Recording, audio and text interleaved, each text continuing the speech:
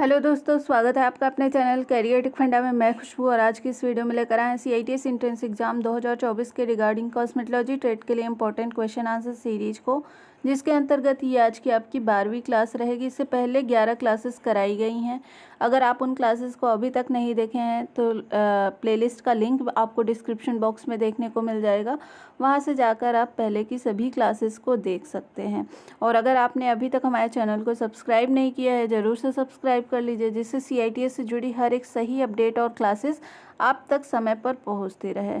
और एक बात कहना चाहूँगी, जो भी स्टूडेंट CITS करना चाहते हैं उन्होंने अभी तक फॉर्म अप्लाई नहीं किया है तो फॉर्म की लास्ट डेट जो है कल यानी 5 जुलाई तक ही रहेगी, ठीक है। और एग्ज़ाम, रही बात एग्ज़ाम डेट की, तो एग्ज़ाम आपका 21 जुलाई को होना है, ठीक है।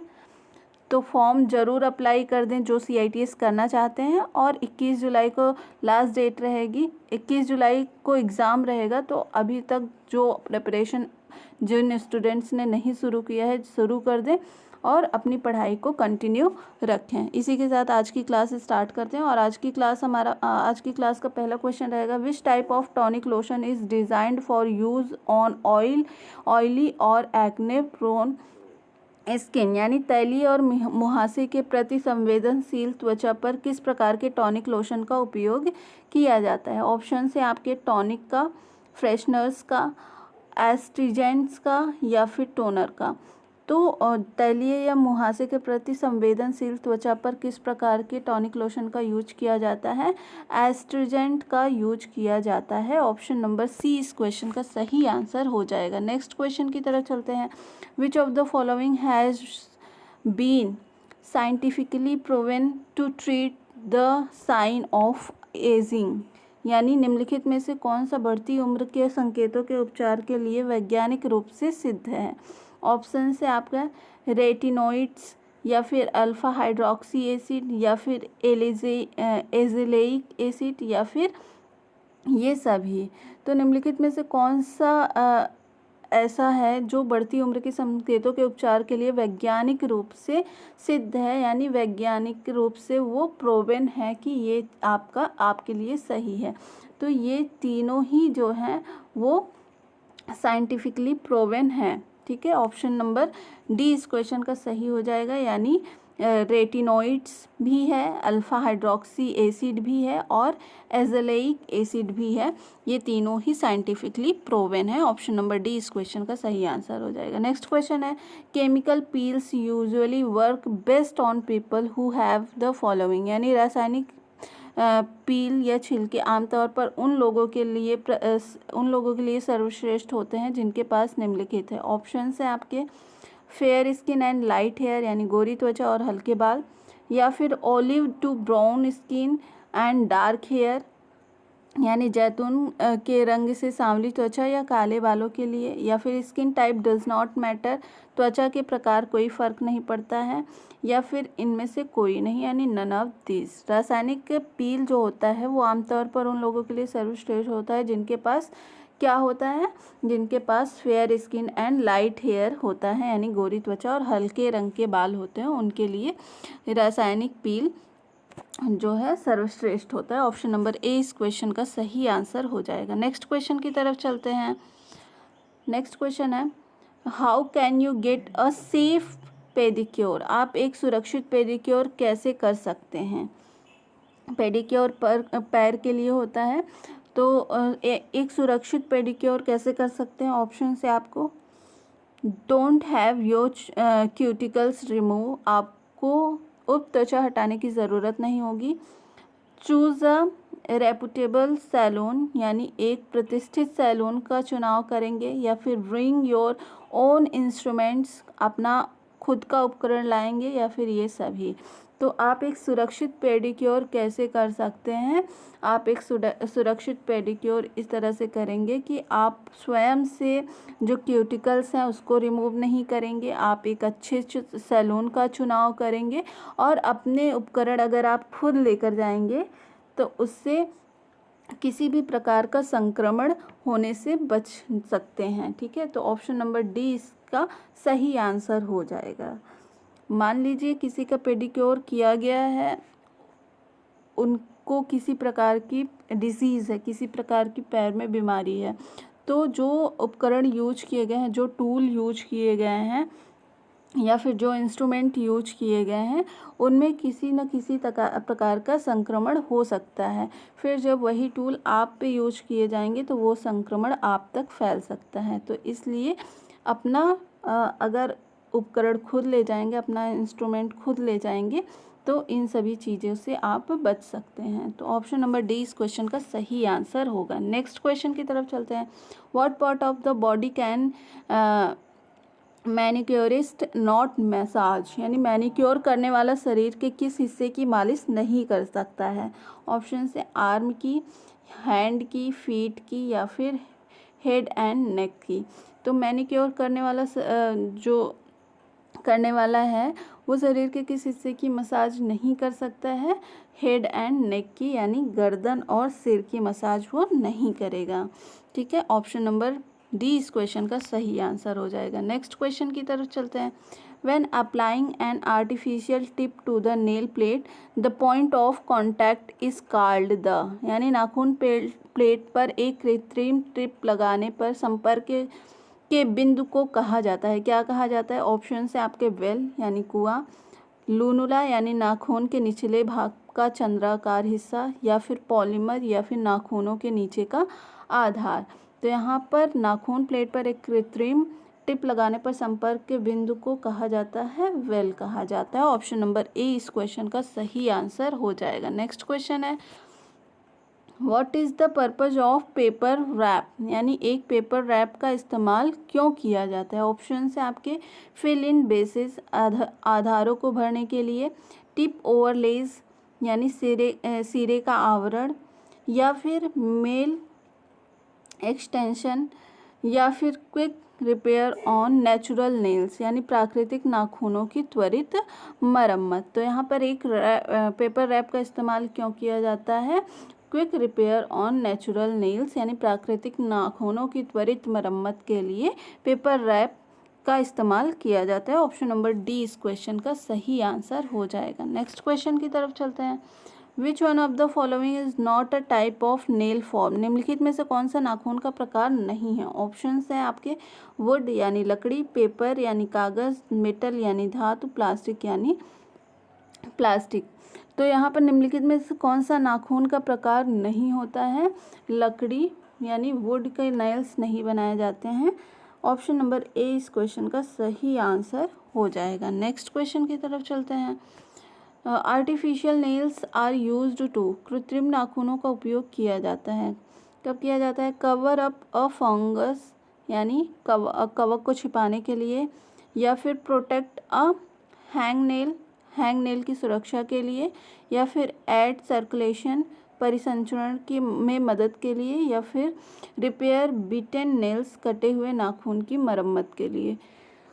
तो यहाँ पर कृत्रिम नाखूनों का उपयोग किया जाता है क्यों, रिपेयर बिटेन नेल्स कटे हुए नाखूनों की मरम्मत के लिए। ऑप्शन नंबर डी इस क्वेश्चन का सही आंसर हो जाएगा। नेक्स्ट क्वेश्चन की तरफ चलते हैं।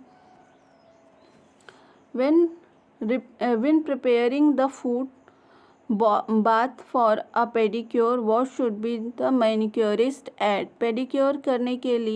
पेडिक्योर के लिए पैर को धोने की तैयारी करते समय मैनिक्योरिस्ट को क्या डालना चाहिए। ऑप्शन है आपके फुट लोशन, या फिर एंटीबैक्टीरियल एजेंट, या फिर एक्सफोलिएटिंग एजेंट, या फिर नेल ब्लीच। तो यहाँ पर पेडिक्योर के लिए जब पैर को धोने के लिए तैयारी की जाती है तो बाथ टब में क्या डाला जाता है, उसमें क्या डालने सबसे पहले उसमें ऐड किया जाता है, तो उसमें एंटीबैक्टीरियल एजेंट ऐड किया जाता है। ऑप्शन नंबर बी इस क्वेश्चन का सही आंसर हो जाएगा। नेक्स्ट क्वेश्चन है which one of the following pedicures should not be done when giving a nail wrap, यानी नेल रैप करते समय निम्नलिखित में से कौन सी प्रक्रिया नहीं की जानी चाहिए। ऑप्शन से आपके removal of old nail polish, पुरानी नेल पॉलिश को हटाना, या फिर पुशिंग बैक द क्यूटिकल, उपचर्म को पीछे धकेलना, या फिर बफिंग टू रिमूव शाइन यानी चमक को दूर करने के लिए बफिंग, या फिर सोकिंग नेल्स इन वाटर, नाखूनों को पानी में भिगोना। तो नेल रैप करते समय निम्नलिखित में से कौन सी प्रक्रिया नहीं की जानी चाहिए? नाखूनों को पानी में भिगोना, soaking nails in water. Option number D इस क्वेश्चन का सही आंसर हो जाएगा। नेक्स्ट क्वेश्चन है, which one of the following should not be used during the application of artificial nails. कृत्रिम नाखूनों का इस्तेमाल करते समय निम्नलिखित में से किसका उपयोग नहीं किया जाना चाहिए? ऑप्शन है आपका नेल ब्लीच का, या फिर नेल पॉलिश का, या फिर नेल प्राइमर का, या फिर नेल पॉलिश रिमूवर का। तो कृत्रिम नाखूनों को इस्तेमाल करते समय किसका उपयोग नहीं किया जाना चाहिए इनमें से? तो नेल ब्लीच का इस्तेमाल नहीं किया जाना चाहिए। ऑप्शन नंबर ए इस क्वेश्चन का सही आंसर हो जाएगा। नेक्स्ट क्वेश्चन की तरफ चलते हैं। टेम्पररी हेयर कलर क्या है, यानी अस्थायी हेयर कलर क्या है? ऑप्शन है आपके कोट्स द क्यूटिकल, उपचर्म की कोटिंग करता है। रिक्वायर्स अ पैच टेस्ट, एक पैच जांच की आवश्यकता होती है। इंटर्स द कॉर्टेक्स, बाह्य त्वचा में प्रवेश करता है। या फिर यूजेस टी, चाय का इस्तेमाल करता है। तो अस्थायी हेयर कलर क्या होता है? अस्थायी hair colour coats the cuticles, उपचर्म की कोटिंग करता है। ऑप्शन नंबर ए इस क्वेश्चन का सही आंसर हो जाएगा। ठीक है, नेक्स्ट क्वेश्चन की तरफ चलते हैं। The hair texture likely to take longer to process is, बालों को तैयार होने में अधिक समय लगने की संभावना है कब? ऑप्शन से आपके मीडियम बाल हैं तब, या फिर पतले बाल हैं यानी थिन हेयर हैं तब, या फिर कोर्स यानी घने बाल है तब, या फिर सिल्की यानी रेशमी बाल है तब। तो बालों को तैयार होने में यानी बालों को टाई करने में कब अधिक समय लग सकता है? कब सबसे ज़्यादा समय लग सकता है? जब बाल मोटे और घने होते हैं तब। ठीक है, ऑप्शन नंबर सी यहाँ पर सही हो जाएगा। घने और मोटे बालों को तैयार करने में ज़्यादा समय लगता है as compare to medium thin या फिर सिल्की हेयर। ठीक है, तो ऑप्शन नंबर सी इस क्वेश्चन का सही आंसर हो जाएगा। नेक्स्ट क्वेश्चन है, hair lightening is also called bleaching or, यानी बालों की लाइटनिंग को ब्लीचिंग या और क्या कहते हैं? ऑप्शन है आपके अनकलरिंग यानी बेरंग, प्री सॉफ्टनिंग, या फिर डी कलराइजिंग, या फिर हार्डनिंग। तो बालों की लाइटनिंग को ब्लीचिंग और साथ में और क्या कह सकते हैं? इसको डी कलराइजिंग कहते हैं। ऑप्शन नंबर सी इस क्वेश्चन का सही आंसर हो जाएगा। नेक्स्ट क्वेश्चन की तरफ चलते हैं। The first step in performing a hair colour service is to identify, यानी हेयर कलर सर्विस के लिए पहला स्टेप पहचान करना है। ऑप्शन है आपके द नेचुरल ग्रोथ पैटर्न, प्राकृतिक विकास का पैटर्न, या फिर नेचुरल लेवल्स, प्राकृतिक स्तर, या फिर न्यूट्रल टोन, या फिर इंटेंसिटी टोन। यहाँ पर हेयर कलर सर्विस की पहला स्टेप क्या हो सकता है? ये होता है नेचुरल लेवल। ऑप्शन नंबर यहाँ पर बी क्वेश्चन का सही आंसर हो जाएगा। नेक्स्ट क्वेश्चन है, all permanent hair color products and lighteners contain an oxidizing agent and यानी सभी परमानेंट हेयर कलर प्रोडक्ट्स और लाइटनर्स एक ऑक्सीडाइजिंग एजेंट और एक डैश होते हैं। क्या होते हैं? ऑप्शन से न्यूट्रलाइजिंग एजेंट होते हैं, या फिर डेवलपर्स इंग्रेडिएंट्स होते हैं, या फिर एल्कलाइजिंग इंग्रेडिएंट्स होते हैं, या फिर बूस्टर एजेंट्स होते हैं। तो सभी परमानेंट हेयर कलर प्रोडक्ट्स और लाइटनर्स एक ऑक्सीडाइजिंग एजेंट और एक डैश होते हैं, यानी अल्कलाइजिंग इंग्रेडिएंट्स होते हैं। ऑप्शन नंबर सी इस क्वेश्चन का सही आंसर हो जाएगा। नेक्स्ट क्वेश्चन की तरफ चलते हैं।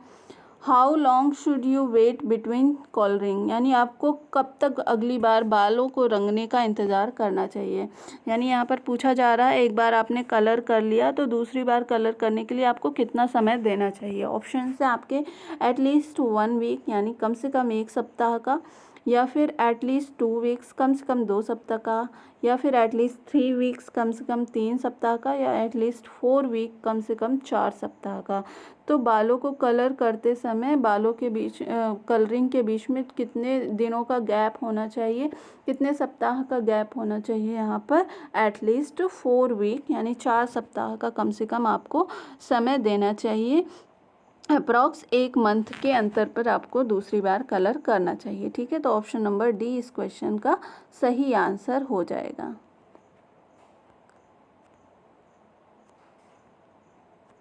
नेक्स्ट क्वेश्चन की तरफ चलते हैं।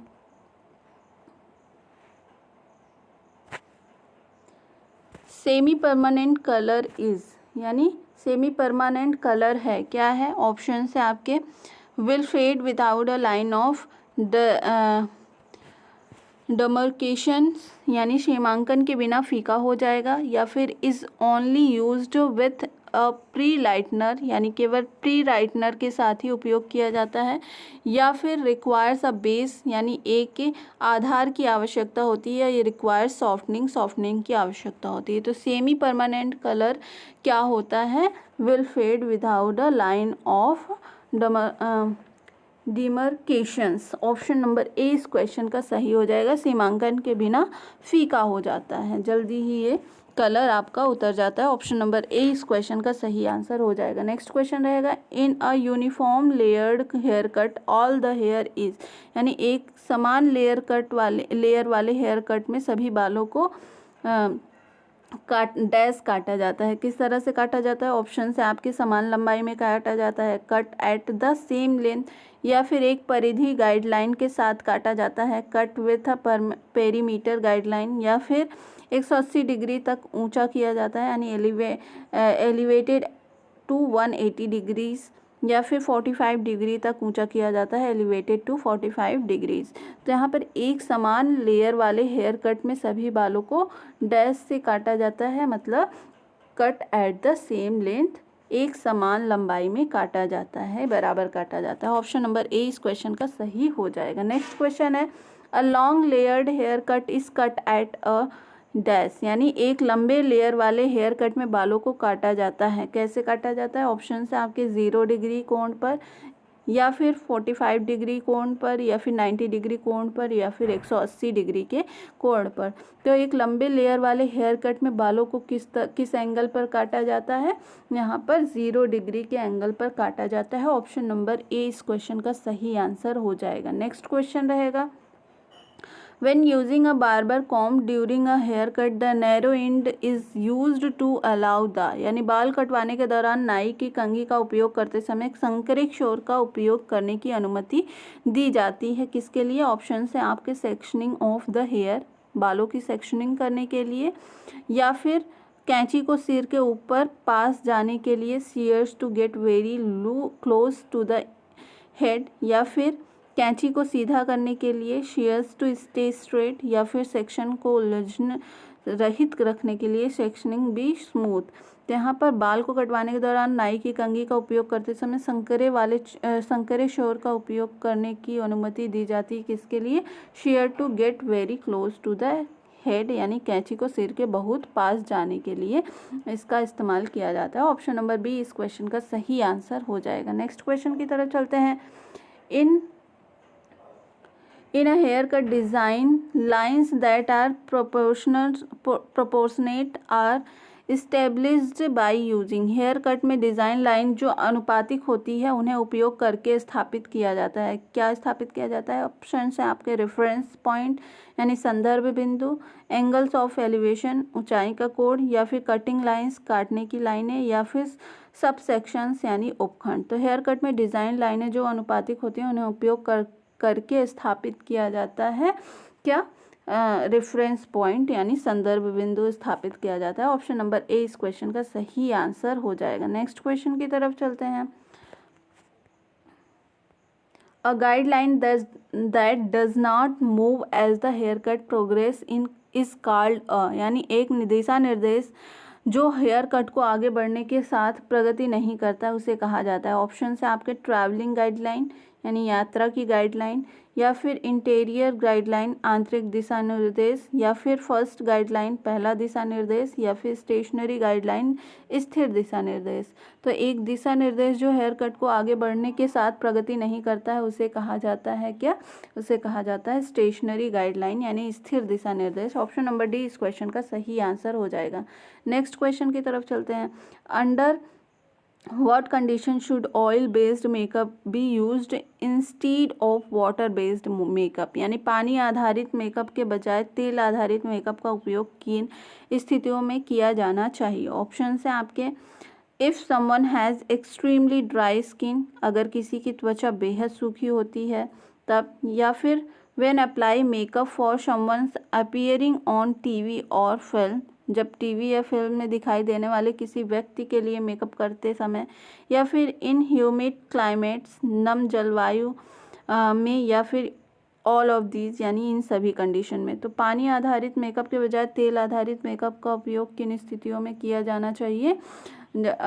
If someone has extremely dry skin, यानी अगर किसी की त्वचा बेहद सूखी है तब वहाँ पर तेल आधारित यानी ऑयल बेस्ड मेकअप करना चाहिए। ऑप्शन नंबर यहाँ पर ए सही हो जाएगा इस क्वेश्चन का। नेक्स्ट क्वेश्चन रहेगा, darker foundation on the nose and lighter foundation on the cheeks at the side of the nose is corrective makeup for यानी नाक पर डार्कर फाउंडेशन और नाक के किनारों पर, गालों पर हल्का फाउंडेशन किसके लिए एक सुधारात्मक मेकअप है?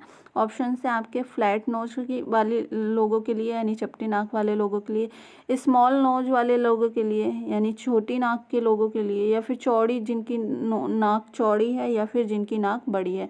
तो किसके लिए इस तरह का मेकअप सही रहता है? यानी डार्कर फाउंडेशन नाक के किनारों पर और गालों पर क्या है, हल्का फाउंडेशन किस तरह के व्यक्ति के लिए सही माना जाता है यहाँ पर? तो लार्जर नोज वाले लोगों के लिए, बड़ी नाक जिनकी होती है उनके लिए डार्कर फाउंडेशन नाक पर लगाया जाता है, और लाइटर फाउंडेशन कहाँ लगाया जाता है? चिक्स पर लगाया जाता है। ऑप्शन नंबर डी इस क्वेश्चन का सही आंसर हो जाएगा। नेक्स्ट क्वेश्चन की तरफ चलते हैं। नेक्स्ट क्वेश्चन है, when lightning it is important not to forget the T-zone. What is the T-zone? T-zone क्या होता है? जब हेयर लाइनिंग महत्वपूर्ण होती है तो T-zone को नहीं भूलना चाहिए। T-zone क्या है? ऑप्शन से आपके फोरहेड, नोज एंड चिन यानी ललाट, नाक और ठोड़ी, या फिर आईब्रो, नोज एंड नेक, भौं, नाक और गर्दन, या फिर forehead to chin and ear to ear यानी ललाट और ठोड़ी और कान से कान तक, या फिर नन ऑफ दीज यानी इनमें से कोई नहीं। तो टी जोन क्या होता है? टी जोन होता है फोरहेड, नोज एंड चिन यानी ललाट, नाक और ठोड़ी, ये क्या कहलाता है? टी जोन कहलाता है। ठीक है, टी जोन, ये ललाट हो गई, नोज हो गई और ये आपकी ठोड़ी हो गई। ठीक है, तो ये टी जोन कहलाता है। ऑप्शन नंबर ए इस क्वेश्चन का सही आंसर हो जाएगा। नेक्स्ट क्वेश्चन की तरफ चलते हैं। A basic rule of makeup application is that lighter shade of foundation, यानी मेकअप करने का एक बुनियादी नियम यह है कि फाउंडेशन का हल्का रंग क्या करता है? ऑप्शन से आपके कंसील्स ब्लेमिशेस यानी दाग धब्बों को छिपाता है, या फिर एम्फेसाइजेज अ फेशियल एरिया चेहरे के क्षेत्र को उभारता है, या फिर वाइडेंस और लाइटेंस एन एरिया एक क्षेत्र को चौड़ा और या लंबा करता है, या फिर मिनिमाइजेज अ फेशियल एरिया चेहरे के क्षेत्र को कम करता है। तो मेकअप करने का एक बुनियादी नियम यह है कि फाउंडेशन का हल्का रंग क्या प्रोवाइड करता है? ये एम्फेसाइजेज अ फेशियल एरिया यानी चेहरे के क्षेत्र को उभारता है। ऑप्शन नंबर बी इस क्वेश्चन का सही आंसर हो जाएगा। नेक्स्ट क्वेश्चन की तरफ चलते हैं। नेक्स्ट क्वेश्चन है, the term yoga is said to mean, यानी योगा शब्द का अर्थ होता है, योगा शब्द का अर्थ क्या है? ऑप्शन से आपके the union of the sun, moon and earth, सूर्य, चंद्रमा और पृथ्वी का मिलन, या फिर the union of mind, beauty and spirit in communication and awareness, यानी संवाद और जागरूकता में मन, शरीर और आत्मा का मिलन, या फिर the union of mind, soul and body, मन, आत्मा और शरीर का मिलन, या फिर the union of mind and food यानी मन और भोजन का मिलन। तो यहाँ पर योगा शब्द का सही अर्थ क्या होगा? योगा शब्द का सही अर्थ है the union of mind, body and spirit in communication and awareness, संवाद, जागरूकता में मन, शरीर और आत्मा का मिलन। ऑप्शन नंबर बी इस क्वेश्चन का सही आंसर हो जाएगा। नेक्स्ट क्वेश्चन और आज की क्लास का हमारा लास्ट क्वेश्चन रहेगा, देयर आर 3 इंटरनल लॉक्स और bandhas employed in yoga, if you are engaging mula bandha, what part of the body are you locking, यानी योग में 3 आंतरिक तालों का बंध का इस्तेमाल किया जाता है। यदि आप मूल बंध का इस्तेमाल कर रहे हैं तो आप शरीर के किस हिस्से को लॉक करते हैं? ऑप्शन से आपके द चिन यानी ठोड़ी, द एब्डोमिनल्स यानी पेट संबंधी, या फिर द पेल्विक फ्लोर पर, या फिर नन ऑफ दिस, इनमें से कोई नहीं। तो योग में 3 आंतरिक तालों या बंद का इस्तेमाल किया जाता है। यदि आप मूल बंद का इस्तेमाल कर रहे हैं तो आप शरीर के किस हिस्से के लिए कर रहे हैं, ये आप कर रहे हैं द पेल्विक फ्लोर के लिए। ऑप्शन नंबर सी इस क्वेश्चन का सही हो जाएगा, पेल्विक फ्लोर। ठीक है, तो आज की क्लास में बस इतना ही। आई होप आपको ये क्लास पसंद आई होगी। अगर पसंद आई है तो वीडियो को लाइक और चैनल को सब्सक्राइब जरूर करें। मिलते हैं नेक्स्ट वीडियो में नई क्लास के साथ, तब तक के लिए बहुत बहुत धन्यवाद।